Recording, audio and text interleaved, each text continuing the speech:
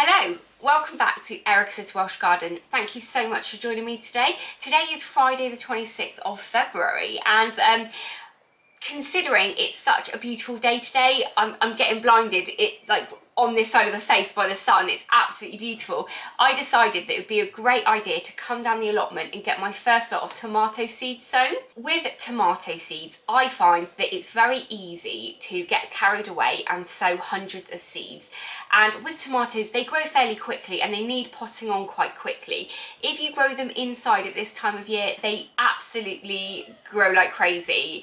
And without, in a couple of weeks you end up with the entire house full of tomato plants, and actually you only really need 6 or something. So I'm going to try and tone it down a little bit this year, but also do a couple of different sowings. I find here in South Wales, my climate, even from 100 miles away in Bristol, my climate is totally different, and actually it is much colder here. And when I compare like my harvest with somebody like maybe in central London or something, they always seem to get much more of a harvest than I do. And I don't think that's necessarily because I'm not as good a gardener.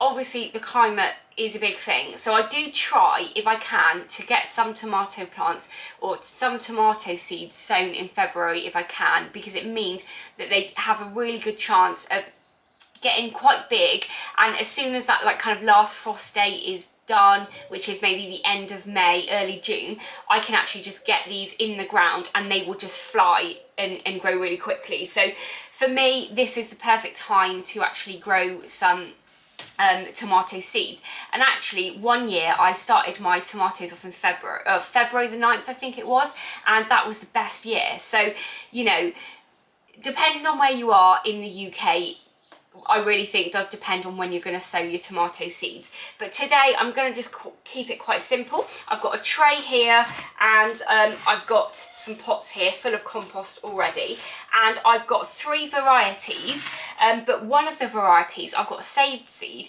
and I've also got new seed. So I'm really excited to have a look and see how they will grow this year. The variety that I've got those 2 of is Yellow Delight.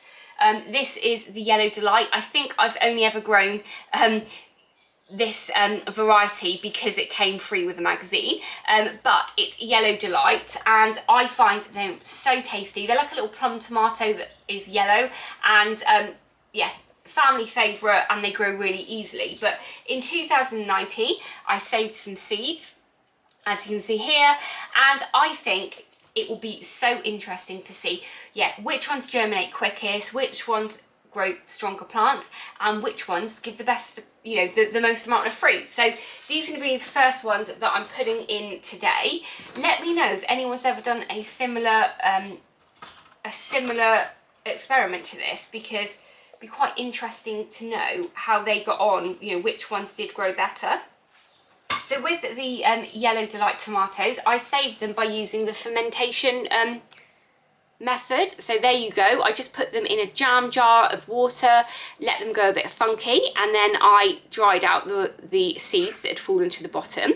So I think I'm going to put 2 in each pot. And do you know what as well?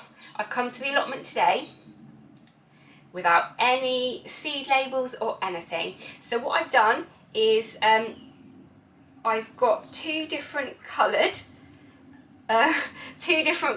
pots, and the ones on the left here that are black will be the ones with the saved seed, and then the ones on the right will be the new seeds. And already I said I was going to put 2 in each, but I'm going for 3 just in case.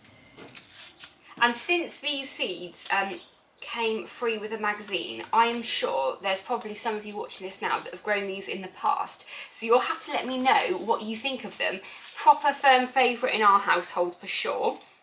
Right, I'm going to put 3 in here as well, actually 3 in each one, so then we can really compare it with the germination. Also, just to let you know, if you are interested, the seed starting compost that I'm using is just a normal shop bought in peat-free compost. I haven't sieved it.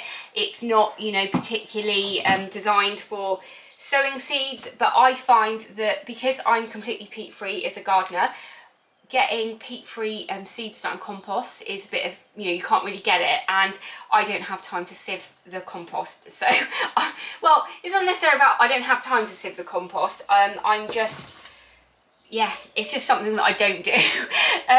They are now in, and yeah, we'll see how those do. And then the next tray here, again, because I don't have any labels, I've gone for 2 different trays. And the seeds I'm going to be sowing here, the first one is Estonian yellow, and that's a mini cherry. This is a beautiful yellow one again, but it's a round one rather than a plum. And this came from the Heritage Seed Library.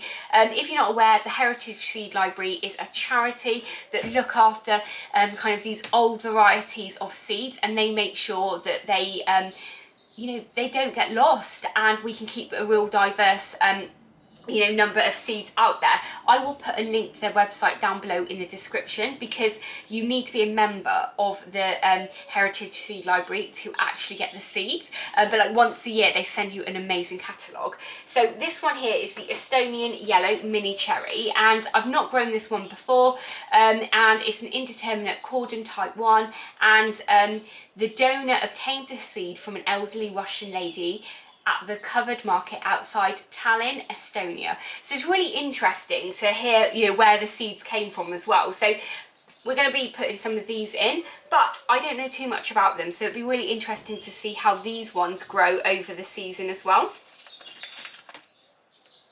I'm just putting 2 in each module. It's easy to get carried away, and I am this year going to make sure I kind of nip out the smallest or the weakest one first, rather than trying to split them up and put them on, because I'm so greedy. The next variety that I'm going to be sowing today is Moneymaker. I think I picked these seeds up from Bristol Seed Swap last year. They're a variety that I've grown in the past, but to be honest, nothing memorable from them. But I know they're a good favourite. They're an all-rounder that does pretty well, and they're an indoor and outdoor variety. So if you've got a lot of space outside and you're in a maybe slightly warmer area than here and less windy, it's worth giving it a go and trying to grow loads of them outside, because they are really decent sized. With the Yellow Delight and the Estonian yellow, they are small kind of cherry type tomatoes, whereas this one is a nice big fat one that will be perfect for like salads and stuff like that. Not necessarily one for trying to save to make tomato paste with and stuff like that, but it's definitely worth giving these a go. I think as well, these probably came from a magazine at some stage, so you've probably got some of these in your seed collection too. So tell me now, who has already sowed their seeds, and how many have you sown? Because even this amount of sowing of tomatoes is way too much for me. I do always think though I'll get round to kind of giving them away free to people and stuff, but never seems to happen. That is all of the seeds sown now. I really, if I was a little bit more organised, should have maybe watered the compost first and then put the seeds in, and then maybe give them a little bit of a water afterwards, but I didn't do that. So we're going to head to the Polytunnel now, and then we'll give them a water, and then we'll work out where they're going to go. Very quickly, before we head over to the Polytunnel, I just want to say as well, this morning when I was trying to work out which seeds that I'd be sowing first, I went to my my seed stash, and I store all of my seeds by the name of the seed and put all of the packets in there. I know some people store their seeds in like the months that they sow them and stuff, but I just store all of the tomato seeds together, all of my pepper seeds together, broccoli and on like that. But just wanted to show you, this is how many varieties of tomatoes that I have got. I don't know if this is what your seed stash looks like, but I definitely need to have a look through these and decide which ones that I'm going to sow next after these ones.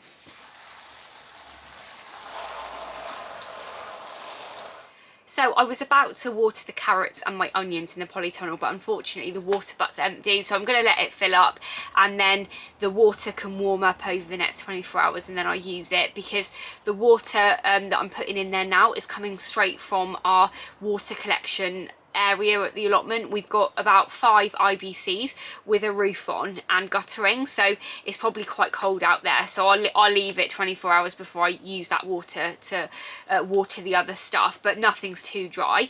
What I'm going to be doing now is just leaving these on a shelf in the polytunnel.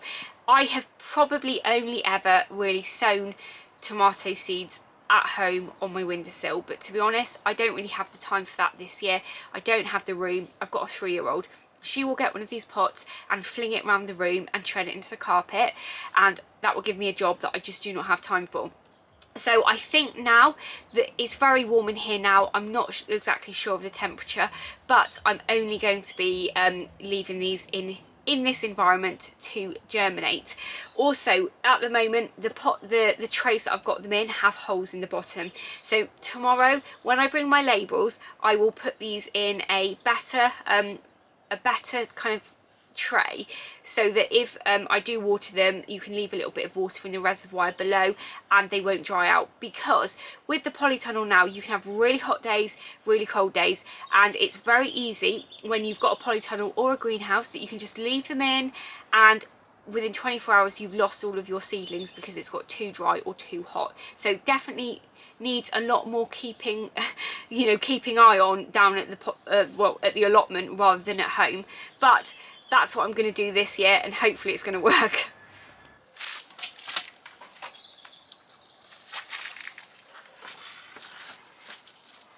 I'm at home now because I had to rush off from the allotment and go and do an errand, but I'm so pleased that I managed to take the time to get some seeds in today, because with tomatoes and my climate here, I am, quite a few weeks behind, places like in the southwest or like central areas that are much warmer than South Wales, and I've only done a few, and I'm so pleased that I've only done a few rather than another 10 varieties, because I just don't have the capacity to deal with that many seedlings at the moment. And at the allotment where I've got my onions and my leeks and those tomatoes now, that racking area doesn't belong to me. That is another plot holder's that's not using it at the moment, so it's not going to be long before they want their seedlings on it and I'm going to have to move mine. So it's definitely worth not going too crazy, because there is still time to be doing more stuff. And I think this is probably the first year where I don't have containers or loads of seedlings growing all over the place. So in a way I'm actually quite relieved, because I just don't have the time to deal with it this year. But also I'm working on a little project at home at the moment, which I should be getting on with now, and I'm so excited. I'm really hoping that the next week I can show you what it's all about. But there you go, I am going to leave the video here because I do have to be getting on with that. But thank you so much for watching, and if this is the first time you're watching one of my videos, I really hope you've enjoyed it. But I would really love it if you could press that subscribe button and ring the bell to be notified of all of my latest videos. As ever, YouTube have some videos up now on the screen that they think you'll like, so please go ahead and watch those, and I'll catch up with you in the next episode. Bye!